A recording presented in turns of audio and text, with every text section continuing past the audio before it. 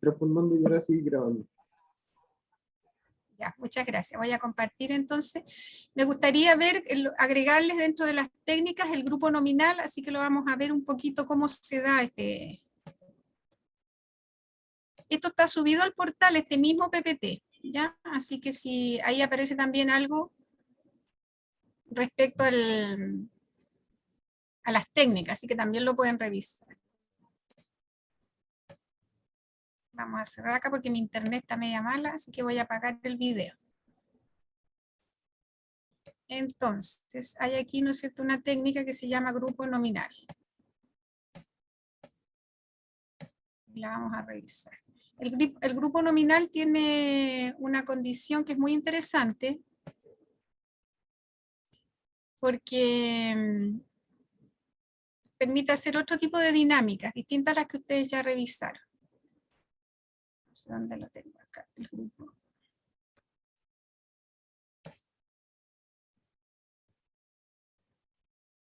Déjenme ver la entrevista.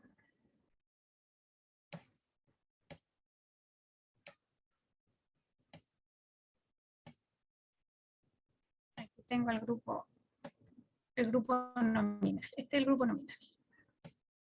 ¿Por qué interesante este? Porque les sirve bastante en lo que es el trabajo de salud comunitaria. ¿Ya? Es como muy bueno desde ese punto de vista para tomar decisiones. Por eso que me interesa que lo veamos. Entonces es una técnica que facilita la generación de ideas y el análisis de problemas. Esta técnica es útil para las situaciones en que las opiniones individuales deben ser combinadas para llegar a decisiones, las cuales no puede o no convienen que sean tomadas por una sola persona. Y entonces permite, por un lado, generar ideas, porque se les pregunta a las personas, ¿no es cierto?, algunas apuestas en términos de cómo resolver algo o de cómo instalar una nueva idea en una temática que se está tratando. Y posteriormente, ¿no es cierto?, esos trabajos individuales se juntan en grupo y se hace votación. Y además con la resolución del problema también se hace algo parecido. Entonces eso permite la identificación y jerarquización de problemas, causas o soluciones a través de consenso en grupos de equipos de trabajo. Entonces muy asertiva, dijéramos, para decidir. Porque procura asegurar que todos tengan la oportunidad de expresar sus ideas y de que la fase de recolección de datos, generación de ideas y la fase de evaluación estén separadas en el proceso de solución de problemas. Entonces, hay una fase donde se expresan las ideas, en la segunda fase, ¿no es cierto?, se recolectan los datos y después se generan las ideas. Y después se evalúa por separado, ¿no es cierto?, el proceso de solución. Entonces, es muy interesante desde ese punto de vista. Aquí está un poquito el proceso. En silencio, cada uno escribe las alternativas que se le ocurren durante un tiempo que puede oscilar entre 10 a 15 minutos. O sea, cada uno es como que cada uno resuelve una situación. Luego se forman grupos en torno a 6 personas. El coordinador de cada grupo registra en un folio las ideas generadas en una rueda de intervenciones. Solo una idea por ronda. Hasta que se hayan listado todas. Durante esta fase no se hacen comentarios ni se discuten las ideas. Cuando todas las ideas están escritas, se inicia una discusión entre los participantes para aclarar dudas. Se puede modificar ahora alguna aportación. Entonces, fíjense estas primeras 4 etapas. Cada uno de forma individual propone alguna idea. Luego se forma el grupo y el coordinador registra esos resultados y después lo pone a disposición del grupo para que el grupo mejore e incluso se puede, ¿no es cierto?, modificar alguna de esas ideas que se aportaron. Entonces, todos participan. Eso es lo magnífico del grupo nominal, que nadie se puede escapar. ¿No es cierto? Las personas tímidas, las que no hablan, todas tienen de alguna manera que expresar cuál es su propuesta en relación a las preguntas que se hacen o a los problemas, ¿ya? Y además, ¿no es cierto?, si bien se pueden no participar en la discusión, pero al menos su idea está ahí instalada. Después que ya haya habido un consenso, ¿no es cierto? Aquí hay otra persona que se cayó, voy a admitirla. De nuevo en silencio, cada asistente en una octavilla, vale decir, en un registro, ordena jerárquicamente las aportaciones que le parecen más interesantes. Miren que por eso es como muy bonita la técnica, porque todos dan ideas, las discuten, las modifican, y después, cuando todas estas ideas ya modificadas están escritas e instaladas ahí, cada uno revisa y ordena jerárquicamente esas aportaciones. Luego el coordinador del grupo suma todas las votaciones individuales y se obtiene una jerarquía de ideas. Se repite de nuevo el proceso hasta que se llegue al final, ¿ya? Porque puede haber, ¿no es cierto? Usted puede poner, por ejemplo, qué problemas hay y resolverlo de esta manera y qué soluciones hay. Podría trabajar problemas y soluciones. Entonces es una técnica bastante operativa, y a mí lo que más me gusta de esta es que nadie se escapa de participar. Todos tienen que aportar, ¿no es cierto?, sus ideas y propuestas. Esa es la otra técnica grupal. Entonces tenemos las entrevistas grupales, de acuerdo a lo que vimos, el grupo de discusión, el grupo focal y el grupo nominal. ¿Ya? Aquí ustedes se van a encontrar, ¿no es cierto?, en el PPT, que ya lo tienen a disposición, las distintas técnicas, que es la identificación que yo hice. Ahora vamos a ver los diseños de investigación cualitativa. ¿Profe? Dígame. Antes de avanzar, ¿nos repite en qué caso había que repetir el proceso? En el grupo nominal, ¿no es cierto?, usted puede repetir el proceso en términos de primero poner problemas, ¿no es cierto? Usted le pregunta al grupo, ¿cuáles son los problemas de la comunidad? Por ejemplo. Cada persona las escribe y hace su definición del problema. Luego se juntan y se listan, ¿no es cierto?, en una pizarra o en un papelógrafo, y el grupo mira, siempre se da, bueno, si está trabajando con problemas, un problema por persona, porque si no sería infinito. Entonces trabajan un problema por persona o una idea. Entonces se listan y la persona dueña de la idea la puede modificar, o incluso alguien puede preguntar algo y entonces se modifica. Y entonces está el listado ahí. Luego se juntan de forma individual y jerarquizan. ¿Cuál es el problema principal? ¿Cuál es el problema, ¿no es cierto?, que está en último lugar? Eso se llama jerarquizar las problemáticas. Y entonces usted tiene los problemas y desde el punto de vista de la importancia de los problemas dentro del grupo.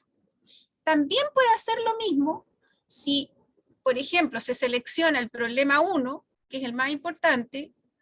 Puede hacer lo mismo con las soluciones. Vuelve a juntarse, o sea, vuelven a dividirse y cada uno dice cuál es la solución que propone, después se juntan y vuelven a hacer el proceso. ¿Sí? No sé si ahí me quedó más claro. ¿Sí? Sí, profe, súper. Ignacio, muchas gracias. Entonces recuerden bien las técnicas, ¿ya? Habitualmente en la prueba yo pregunto las diferencias que hay entre una u otra, las semejanzas, así que estudien más bien en esa lógica, ¿ya? No pregunto definiciones de las técnicas porque de alguna manera eso está disponible, pero sí preguntamos qué diferencia, por ejemplo, habría entre la entrevista grupal y el grupo de discusión, por ejemplo. Entonces apréndanse bien esas diferencias, ¿ya? Particularmente, por ejemplo, en las técnicas que hay distintos tipos, ¿no es cierto? Dentro de la entrevista tenemos la entrevista de profundidad, la semiestructurada, que son las que usamos en cualitativa. Las diferencias también en las técnicas grupales, ¿ya? Diferencias y semejanzas. Trabajen harto eso para efectos de estudio. Vamos a ver ahora los diseños, que ya algo les había comentado, ¿no es cierto?, cuando vimos la epistemología.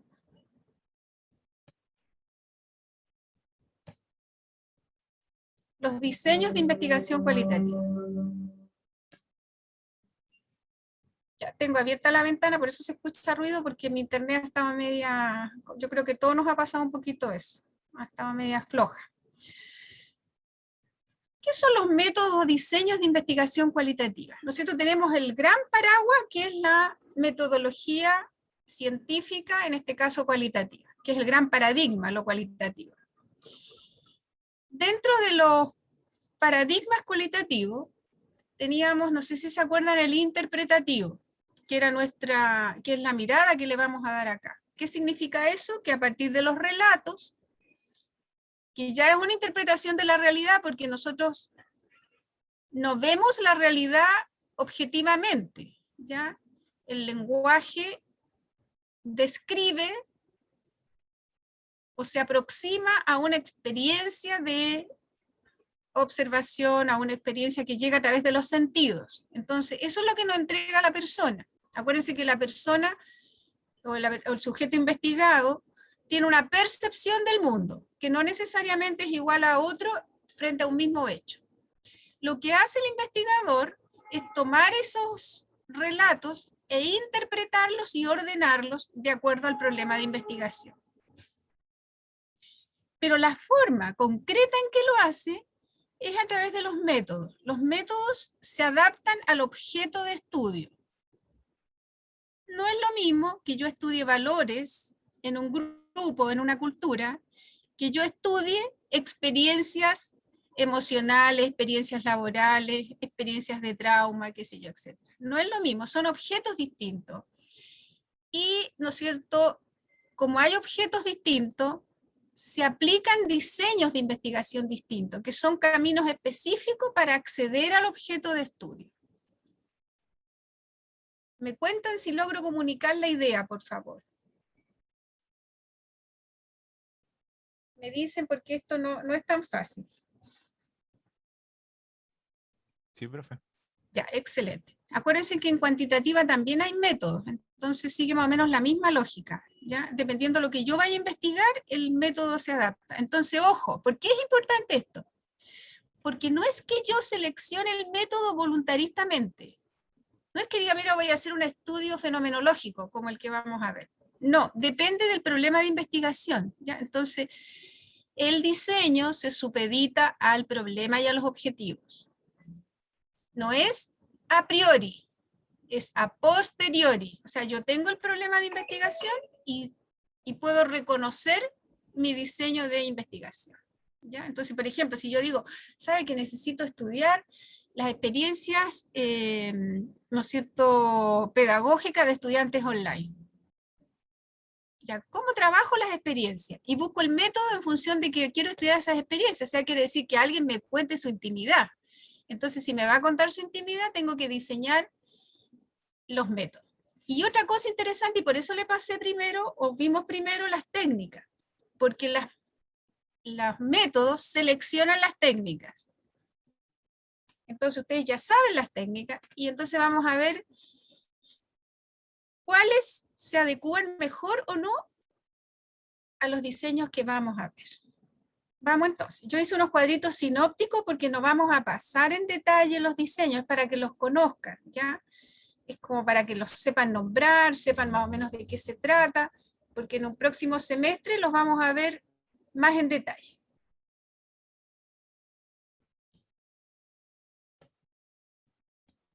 Entonces, hay aquí este cuadrito que no es mío, que es muy bueno porque permite, ¿no es cierto?, en el lado izquierdo tenemos el nombre del modelo o del diseño. Se les llama diseño, modelos.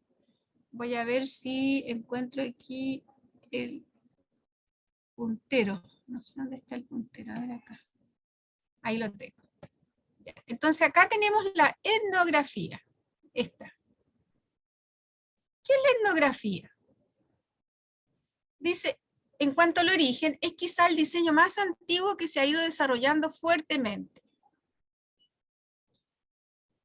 La etnografía es estudiar las culturas o las subculturas. Yo voy y me meto en un grupo que tiene una trayectoria juntos, una cultura juntos. La etnografía surge con la antropología que estudia, ¿no es cierto?, los grupos indígenas, los grupos, ¿no es cierto?, los grupos precolombinos en general en los países, ¿ya? Lo que existía antes que llegaran las distintas colonizaciones. Entonces empezó estudiando esos grupos, pero hoy día la etnografía en el campo de la salud se aplica muchísimo.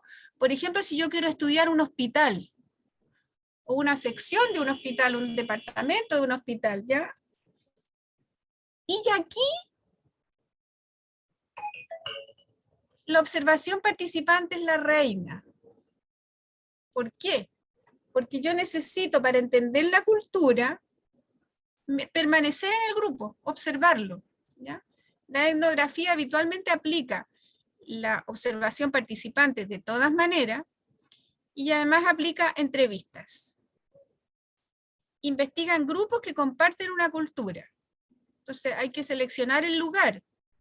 ¿Quiénes constituyen esa cultura? Podría estudiar la cultura carcelaria, podría estudiar la cultura, ¿no es cierto?, de los grupos de calle, podría estudiar la cultura de la gente de la calle, podría estudiar la cultura, ¿no es cierto?, de grupos religiosos, podría estudiar la cultura o la subcultura, ¿no es cierto?, de los grupos vulnerables, de los migrantes, de un determinado país. La etnografía permite estudiar eso, porque estudio los valores, estudio la forma en que está construida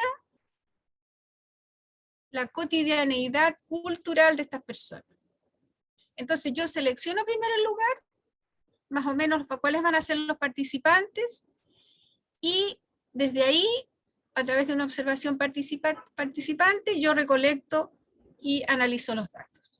Entonces, por eso dice acá que el instrumento es la inversión profunda en el campo, la observación, las entrevistas abiertas, análisis del ambiente, estudio de la historia, etcétera, etcétera, ¿ya? Pero a mí me basta con que ustedes se queden con que la etnografía, el estudio de las culturas, desde los sujetos, no desde afuera, sino que desde los sujetos, a través de las entrevistas abiertas y la observación participante. Como permanentemente la etnografía está recogiendo datos, hay que tener muy claro el problema que voy a investigar, como toda investigación, delimitarlo, meterme en el grupo, que en la cultura, que es todo un proceso, porque ustedes entenderán que no cualquier grupo va a aceptar que alguien ingrese, ¿ya? Reporte, descripción y elaborar los reportes. Se trabaja muchísimo en notas de campo, ¿ya? Esa es la etnografía. Entonces recuerden, como para entenderla, etnografía, estudio de las culturas a través de la entrevista abierta y la observación participante.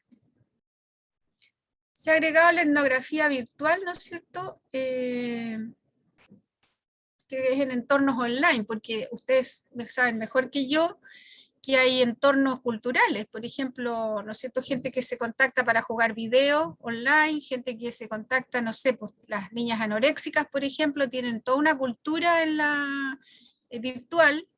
En fin, hay una serie de grupos que se forman en relación a la virtualidad, ¿ya? Es más complejo ahí los estudios y hay que saber tecnología. Esa es la diferencia con la etnografía virtual, que hay que conocer muy bien los instrumentos tecnológicos y uno tiene que ingresar de alguna manera al grupo para poder recoger la información, ¿ya? Ahí también se selecciona la cultura, los participantes, habitualmente son anónimos, yo no tengo acceso directo a quiénes son, por lo tanto, de alguna manera es un personaje. Y ya se analizan los datos que se van recogiendo.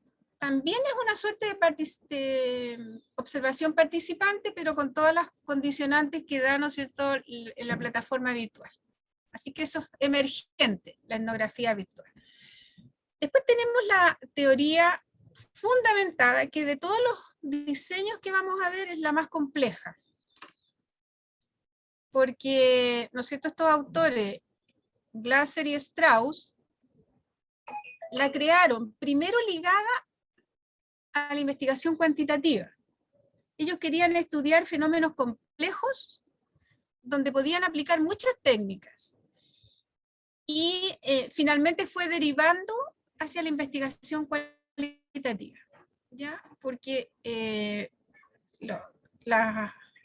los diseños cuantitativos tienen menos posibilidad de flexibilidad como lo cualitativo en términos de acceder a sistemas complejos que están en movimiento, porque los sistemas complejos ingresan permanentemente nueva información que es no solamente en la dinámica propia del sistema, sino que cada vez que ingresa el observador o el investigador genera nuevas dinámicas. Entonces, por eso que la teoría fundamentada trata de hacerse cargo de eso, ¿ya? Entonces hay una primera fase que es más bien cuantitativa y después más cualitativa. Por eso que se habla de esta división entre sistemático y emergente. El sistemático es más cuantitativo y el emergente que trabaja más bien con las subjetividades. Entonces, en el sistemático se recolectan datos, codifican temas, categorías y se comparan. ¿No es cierto? La diferencia es que el sistemático además tiene un marco teórico preexistente más o menos poderoso. Entonces, toda la codificación de temas está en relación al marco teórico. En cambio, el otro más bien se basa en los datos. Entonces, ahí uno trabaja con todas las técnicas habidas y por haber. Entonces, entrevistas, observaciones, análisis de documentos, etc. Después, ¿no es cierto?, el otro tema importante es que desde el punto de vista, ¿no es cierto?, de cómo se analiza, está el problema, y aquí la gracia de la teoría fundamentada, ¿y por qué se llama teoría fundamentada? Es porque es teoría basada en los datos. ¿Qué significa eso? Que en la medida que voy recogiendo la evidencia, que habitualmente tiene que ver con áreas del conocimiento poco desarrolladas, voy levantando evidencia tan poderosa porque estoy trabajando con muchas técnicas y entonces estoy validando la información. Entonces, porque además la teoría fundamentada trabaja más bien con procesos. O sea, estudio un fenómeno en su proceso de desarrollo. Entonces, por eso es más compleja. La etnografía trabaja, por ejemplo, con valores. La teoría fundamentada trabaja con procesos sociales, mirados desde la subjetividad del actor o del investigado. Entonces recolecto datos, segmento, agrupo, reviso, valido teoría, elaboro reporte. Estoy permanentemente trayendo información y tiene una metodología que la vamos a ver también el próximo semestre.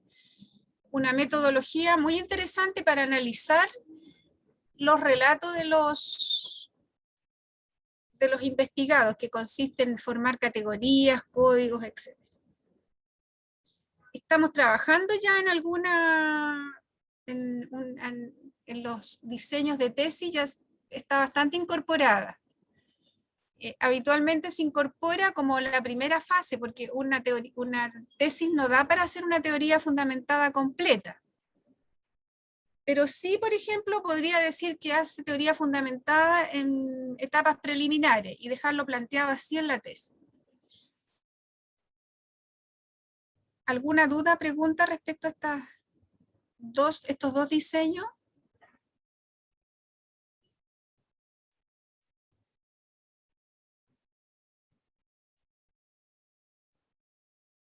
¿Estamos o no? ¿Están ahí? Parece que no hay preguntas. Bueno, seguimos entonces. La tercera es la investigación-acción. ¿Qué gran diferencia tiene con los otros métodos? Es que este modelo, este diseño, trabaja con problemas y los resuelve. Ustedes me dirán, ¿cómo la investigación científica se mete a resolver problemas? Se supone que es conocimiento, recoger conocimiento. Bueno, es una suerte como de adaptación a lo cualitativo del diseño experimental. La diferencia es que aquí no hay grupo de control. Yo conozco el fenómeno a medida que lo intervengo. Entonces, meto una variable que es el programa que resuelve el problema y veo qué pasa. Este diseño plantea que un problema se conoce en la forma en que soluciona el problema. ¿Qué significa eso? Yo, más que estudiar el problema en sí mismo, meto la variable para saber cómo funciona la realidad a propósito de la variable, del diseño, del proyecto de investigación o del proyecto de intervención. ¿Ya? Por ejemplo, yo entro a una comunidad, vamos a volver al hospital porque también se usa mucho en los hospitales, entro a un hospital y entonces hay una problemática. Supóngase que hay un problema de interrelación o de relaciones humanas, relaciones interpersonales en un grupo de matronas, por ejemplo. Hay un problema ahí. Entonces, lo que hace la investigación-acción, primero pregunta cómo lo resuelven.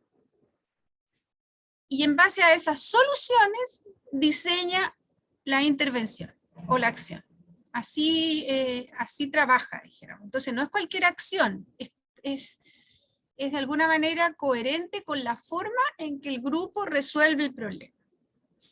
Y se ve dónde están las trampas del grupo. ¿Por qué no lo resuelve de manera, ¿no es cierto?, satisfactoria? Porque hay trampas ahí en la forma de resolverlo. Entonces, primero, ¿no es cierto?, el creador de este modelo es la Skurlewin, que en el año 46, usado después de la Segunda Guerra Mundial en experimentos con la comunidad. ¿Ya? Como por temas éticos no se puede poner grupo de control. ¿Qué significa poner un grupo de control? Que yo a uno le doy la intervención y a otro no. Entonces, se trabajaba solamente con el grupo y la intervención. Y ¿cuáles son las fases? Se detecta el problema, se elabora el plan, se implementa el plan y se retroalimenta el proceso. Y se puede repetir el ciclo tantas veces como sea necesario y como el grupo vaya definiendo. Porque cuando uno resuelve un problema, siempre surge otro problema, porque los problemas en la cotidianidad, o sea, que no hayan problemas, eso no existe, ¿ya? Entonces, lo que hace la investigación-acción es que se hace cargo de esa dinámica cotidiana y las va resolviendo en este proceso. ¿Cómo se detectan los problemas? A través, ¿no es cierto?, de la participación de la gente. Por eso que hay un modelo que es más evolucionado, que es latinoamericano, que se llama investigación-acción participativa, porque la gente define cuáles son los problemas que quiere abordar. Entonces, lo que le ayuda al investigador a ver cómo define el problema y cómo lo resuelve, para meter ahí, ¿no es cierto?, la intervención. Esto significa, ¿no es cierto?, meterse en el campo a trabajar con el grupo, en este caso, por ejemplo, veíamos de las matronas. Entonces, se usa también observación, actividades, ambiente, entrevista a personajes clave, formación de grupos de enfoque, que es otra técnica que no se las voy a pasar, que está enfocado en un problema que surge, o sea, en una área del problema que surge ahí en la problematización. ¿Ya? Y el ciclo es repetitivo, pero se apoya en mapas conceptuales, organigramas, matrices y otros. Aquí, entonces, lo más importante es que los investigados son investigadores. Nos cuesta entender eso, ¿ya? Son investigadores. Ellos también aplican técnicas, también diseñan los resultados de la investigación, etcétera, etcétera. Entonces, esto es como un caso especial de investigación cualitativa. ¿Ya? ¿Alguna duda, pregunta? Parece que ahí me pusieron algo en el... Vamos, súper, gracias, Ignacio. Ignacio siempre me responde. Es muy amoroso. Gracias, Ignacio. Profe, Dígame. ¿puede volver a explicar el último que dijo, de que los investigados son investigadores? Que no me quedó claro. Ya. Como el problema no está definido desde afuera, yo no puedo llegar con un problema al grupo. Ya, supóngase que están, ¿no es cierto?, las matronas tienen ahí una situación laboral, no sé, pues con el hospital, problemas de vínculos con la autoridad, porque no se resuelven algunas cosas, problemas entre ellas, problemas con los pacientes, qué sé yo. Entonces, esa definición de problema no la trae el investigador, sino que habitualmente el grupo llama al investigador para resolver el problema. Y entonces la gente participante de ese grupo, de esa comunidad, definen cuál es el problema. Dicen, nuestro problema es este. Entonces el investigador lo toma y le da formato investigativo. Y después, para llevar a cabo la recogida de información, también participan los investigados. La línea más británica, porque surge ahí, ¿no es cierto?, que acuérdense que Kurt Lewin británico, cuando la línea más británica, el investigador es más directivo, le da menos participación a los investigados, pero la línea latinoamericana, los investigados se vuelven absolutamente investigadores. Por eso que es muy distinta a los otros tipos de investigación. Participan en el proceso, si tuviera que decirlo en términos muy, dijéramos, mucho más precisos. Forman parte y participan en el proceso metodológico. Esa es la investigación-acción. ¿Ya? Entonces se van a encontrar ustedes cuando veamos después paper que tengan que ver con esto, que la información no es tan estructurada como en los otros métodos. Porque como es cíclico, como las definiciones son del grupo con el investigador, etcétera, las presentaciones a veces son disímiles desde el punto de vista de lo típico que uno encuentra en un informe de investigación. Sí, no sé si la confundí más o la... No, profe, quedé bien clara ahora. Ya, Muchas gracias. gracias. Después está el estudio de caso, que es también una metodología o un método que se usa también en la investigación cuantitativa. Pero ¿cuáles son las modalidades que tiene acá? Lo primero es definir qué es lo que es un caso. ¿Verdad? Hay casos que son, por ejemplo, puede ser una persona, una familia, un caso clínico, una organización. Tiene que haber una unidad que comparta un criterio común. Por ejemplo, una familia de extrema pobreza con altos niveles de salud. Entonces uno dice, oh, es un caso, ¿no es cierto?, excepcional, por así decir, un caso no habitual. Entonces voy y lo estudio, porque ahí ellos tienen una forma, ¿no es cierto?, de desenvolverse que hace que tengan mucha salud. Puede haber un caso típico, ¿ya? Todos tienen buena salud, entonces estudio uno al azar, y ese es un caso. Puede ser estudio de casos extremos, ¿ya? Gente que todos sus integrantes, por ejemplo, consumen droga, tabaco, qué sé yo, a otra familia donde eso no existe. ¿Ya? Entonces pueden ser distintas formas de abordar un caso. Esto se usó muchísimo en la administración, en los estudios de las organizaciones. No sé, el caso, ¿no es cierto?, productivo de la Ford. Cómo, ¿no es cierto?, la Ford hacía que bajo ciertas condiciones los trabajadores produjeran más. Entonces se estudió la organización como un estudio de caso, como para ejemplificar procesos exitosos. Después que yo defino el caso, entonces viene si, depende de lo que quiera estudiar en el caso, va a ser cuantitativo o cualitativo. Comparte, dice, similitud con el diseño narrativo originario en las investigaciones bibliográficas e históricas. Es de carácter cronológico, porque, ¿no es cierto?, nos estudia saber todo el desenvolvimiento del caso para llegar a convertirse en este caso excepcional, este caso raro, este caso típico, etc. Entonces uno define la situación, persona a investigar, o sujeto a investigar, u organización, puede ser una comunidad, un caso, por ejemplo, ¿ya? Hay trabajo de campo para recopilar historias y narraciones, sitios, artefactos, armar la historia. Porque aquí la gracia que tiene es que yo estudio la trayectoria del caso para que se haya convertido en lo que es y que es el interés de la investigación. Daniela se cayó también. Aquí está.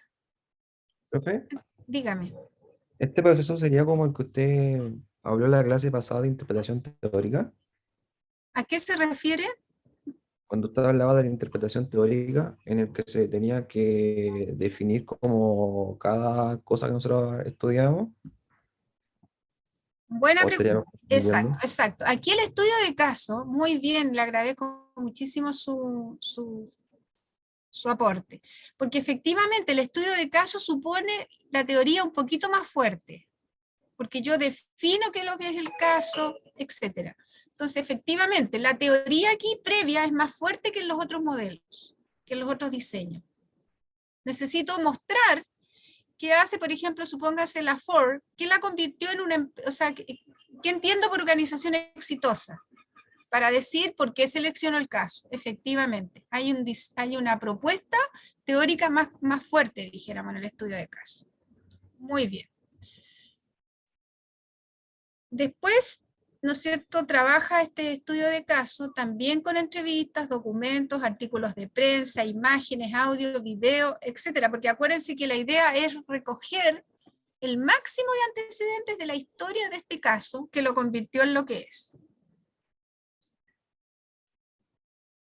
Y entonces se transcriben narrativas recolectadas para concebir la historia general mediante el ensamble de las narrativas recolectadas, ¿ya? Dice que esto también surge en las investigaciones históricas.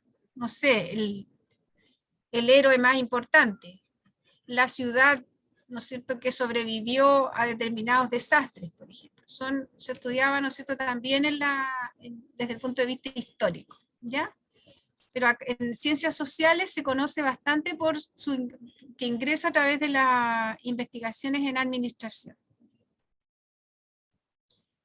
Es el estudio de caso. ¿Se fijan que van teniendo su variación? El primero, la etnografía, trabajábamos con los valores de una cultura a través de la observación participante. Podía ser etnografía típica o virtual, o etnografía tradicional o virtual. Después teníamos la teoría fundamentada, que es construir teoría a partir de los datos. Por lo tanto, ahí efectivamente la parte teórica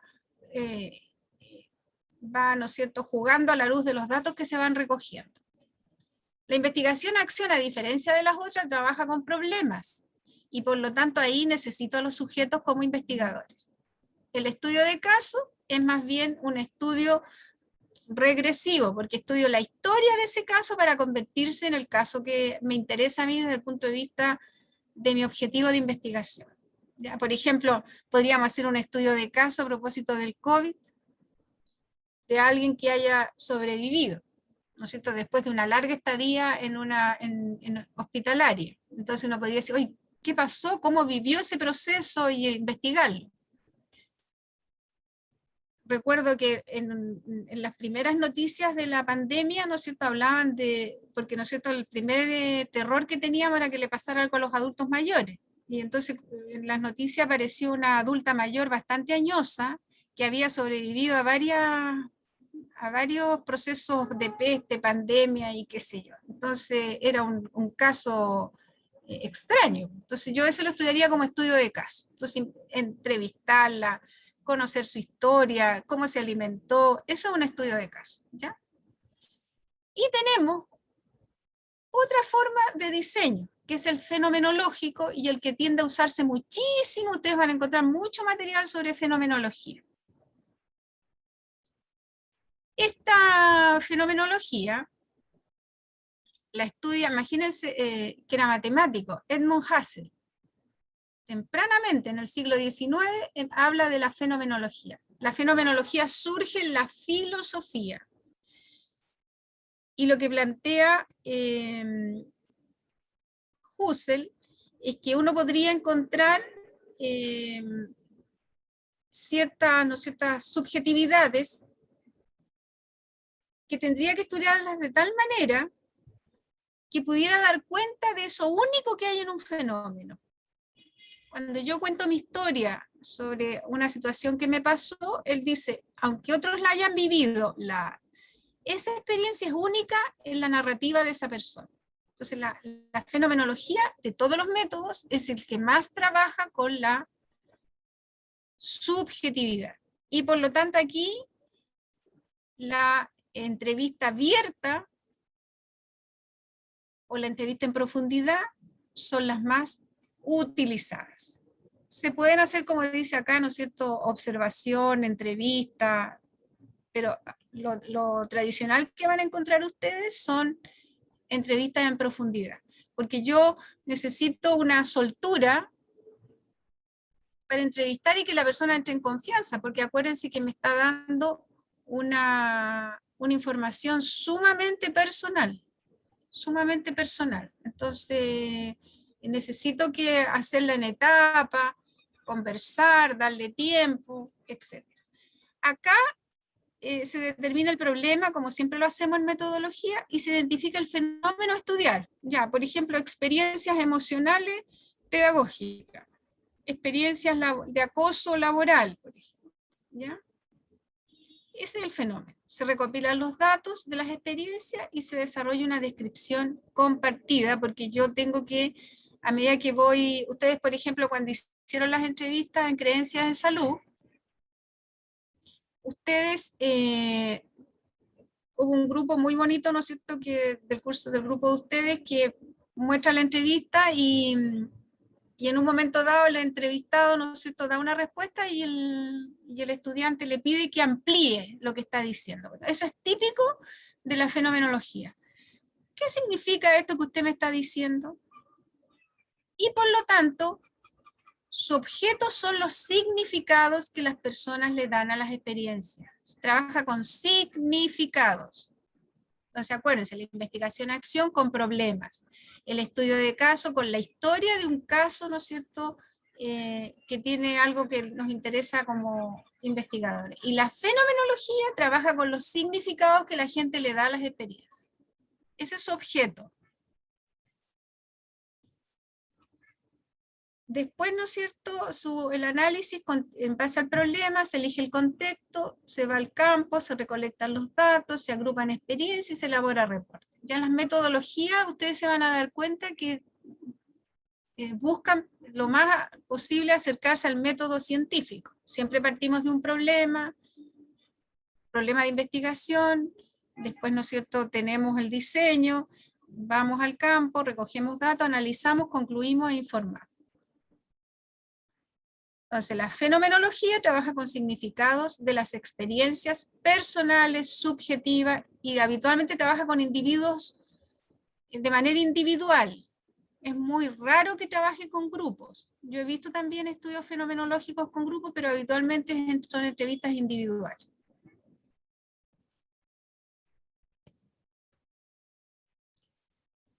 Entonces, acá tenemos otro cuadro comparativo que complementa el anterior. Entonces, si ustedes se fijan, en relación a lo que les estaba planteando, en la etnografía, en torno a los problemas de investigación, son de carácter social, grupos, etnias, eso es lo que se estudia, comunidades, etc. ¿Qué es lo que queremos como resultado al final de los análisis? Elementos, ¿no es cierto?, que constituyen esa cultura y categorías sociales. ¿Ya? ¿Cuáles son las categorías con las que se mueven las dinámicas grupales o las dinámicas culturales? Y la antropología es la disciplina por excelencia que ha trabajado la etnografía. Y la etnografía virtual, el problema de investigación, está constituido por preguntas de carácter social online. Entonces, la definición ahí del problema tiene que ser muy estratégico, ¿ya? Porque va quedando, ¿no es cierto?, una suerte como, o sea, usted no tiene acceso a si la persona que le está respondiendo es o no la persona original. Entonces tiene que ver las consistencias de las preguntas, etc. Entonces tiene que definir muy bien qué es lo que quiere estudiar en base a preguntas de carácter social, ¿ya? ¿Qué significa de carácter social? Que toman las lógicas de relación que hay en el grupo que yo investigo. No puedo preguntar de cualquier manera. Por ejemplo, si estoy en un grupo donde usan modismos o usan formas de lenguaje que yo no conozco, no sé, por los signos o qué sé yo, tengo que meterme en ese lenguaje para preguntar. Por eso se llaman de carácter social. No puedo preguntar de cualquier manera. Tengo que hacerlo desde las claves y signos del grupo. Lo que trabaja habitualmente etnografía son conductas o patrones de funcionamiento online, o sea, de cómo la gente desarrolla la vida online ahora que estamos, ¿no es cierto?, en unas dinámicas que pasamos mucho tiempo ligados al computador. Se usa mucho la sociometría antropológica, que es aplicación de cuestionarios un poco más elaborados, ¿ya? La sociometría trabaja las relaciones entre las personas. Por ejemplo, si yo le preguntara a usted, ¿con qué persona o a qué persona le pediría ayuda si usted tiene un problema? Usted me diría la persona A. Después, si esa persona no está, ¿a quién recurriría? A la persona B. Entonces uno puede hacer un mapa, por ejemplo, en un curso, en el grupo, uno hace un mapa de quiénes son los que ocupan liderazgo, quiénes están marginados del grupo, etc. Eso se llama sociometría antropológica. Esto es muy importante en los problemas de investigación. Acuérdense que la teoría fundamentada trabaja procesos y relaciones, ¿ya? Estudia cómo se articula, por ejemplo, un proceso de bullying, ¿ya? Entonces, esto, conversa con los profesores, bullying, ¿no es cierto?, estamos hablando en el colegio, o acoso escolar. Entonces, estudia a los profesores, a los estudiantes, a los apoderados, etcétera, todos los participantes, porque quiere saber cómo se articula el proceso de acoso escolar. Pretende, ¿no es cierto?, al final del análisis o de resultados, categoría de los procesos y teoría, acuérdense que levanta teoría, y en general se aplica en las ciencias sociales. Está hace ya un tiempo ingresando a las ciencias de la salud, entonces van a encontrar algunos estudios de teoría fundamentada en salud. La investigación-acción, que ya, ¿no es cierto?, también habíamos comentado, trabaja con problemas, pero no con problemas de investigación, sino que con problemas cotidianos. Ese es que se convierten en un problema de investigación, pero cuando uno llega al campo, tienen un problema cotidiano. Y quieren resolverlo porque el grupo, la organización, la comunidad, ¿no es cierto?, está entrampada a raíz de ese problema. Entonces la investigación-acción trabaja con diagnóstico de problemas y con resolución de problemas. Y ejemplos, las ingenierías trabajan en esa lógica, ¿ya? Las ingenierías siempre están trabajando en función de aplicar una intervención para ver cómo funcionan los procesos. El estudio de caso, comprensión de hechos, ¿ya? ¿Cuáles son los hechos que explican que este caso esté en el lugar que al investigador le interesa? Si es un caso típico, excepcional, qué sé yo, etc. Por lo tanto, la información son siempre historias, porque tratamos de recoger toda la trayectoria que sigue el caso. Se trabaja mucho en humanidades. Y finalmente la fenomenología, que trabaja sobre experiencias. Entonces, por eso que es de carácter más psicológico. ¿Cómo le pasó lo que le pasó? ¿Ya? Y por lo tanto los resultados, la información son experiencias y vivencias. Son experiencias y vivencias, lo que a la gente le pasa. La psicología entonces es la disciplina que más aporta en este diseño. Ya, no sé si hay dudas, preguntas, que era lo que yo les había traído. Y además ahora quiero mostrarles un ejemplo. No sé si lo tengo acá. Un ejemplo de estudio fenomenológico. ¿Ya? Por ejemplo, esta investigación se llama Estudio fenomenológico de mujeres estériles con obesidad. O sea, ustedes entenderán que no cualquier persona, no cualquier mujer en esta condición me va a contar su historia. ¿Ya? Entonces recuerden que están estas dos condiciones, ser estéril y estar en condición obesa. Entonces, no cualquier persona va a transmitir sus experiencias, que son experiencias a veces dolorosas, ¿ya? Entonces, dice, la obesidad es un padecimiento como antecedente estrechamente vinculado con el ovario poliquístico y otros padecimientos que interfieren o complican los tratamientos de reproducción asistida. Entonces, la obesidad, de alguna manera, ¿no es cierto?, está asociada a la infertilidad. Entonces, imagínense lo que significa, de alguna manera, subjetivamente esa mujer se siente culpable. Entonces, estamos trabajando con esas dinámicas emocionales que son bastante complejas. Entonces, ¿cuál es el objetivo? Examinar desde un punto de vista fenomenológico la percepción que tienen las mujeres estériles de su problema de obesidad antes de someterse a tratamientos de reproducción asistida. Este análisis contribuirá a diseñar una estrategia psicoterapéutica focalizada en la problemática. Eso ya es como resultados del asunto. Entonces, estudio retrospectivo y longitudinal significa de que yo trabajo así como por un periodo con ella, ¿ya?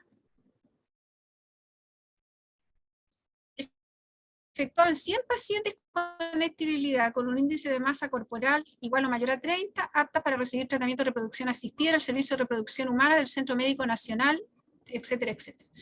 El análisis cualitativo fenomenológico se realizó en 72 mujeres que aceptaron tener una entrevista en profundidad.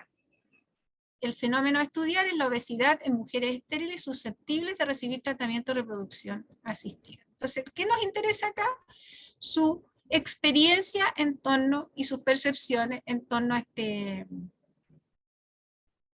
proceso que es doloroso. Las mujeres y los resultados están acá, qué sé yo, etc. Entonces se fijan de que vamos a trabajar, les puse este ejemplo, no quiero mostrarles de todo para no aburrirlos, pero lo importante es que acordemos y comprendamos que es el problema de investigación que define el diseño. O sea, por ejemplo, si yo quiero trabajar con estas mujeres, inmediatamente surge el fenomenológico, ¿ya? No están en una cultura porque están separadas, primera cosa. No están, dijéramos, no son un caso, porque están separadas también.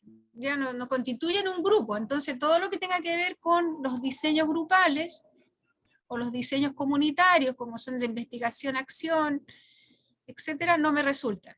Entonces inmediatamente pienso en un fenomenológico. Entonces la idea de este ejemplo que les pongo es que no hagamos con antelación la selección del diseño. Primero definamos el problema y los objetivos y inmediatamente aparece el diseño que corresponde.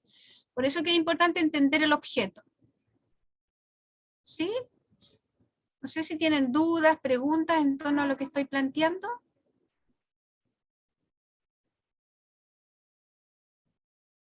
No, profe, ninguna duda.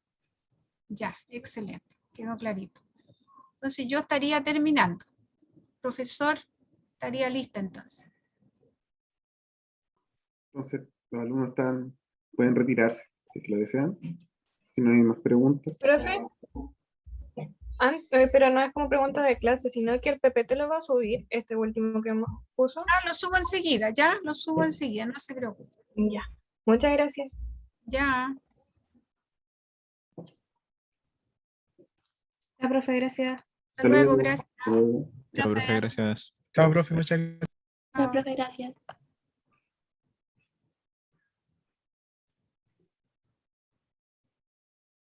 Estás grabando.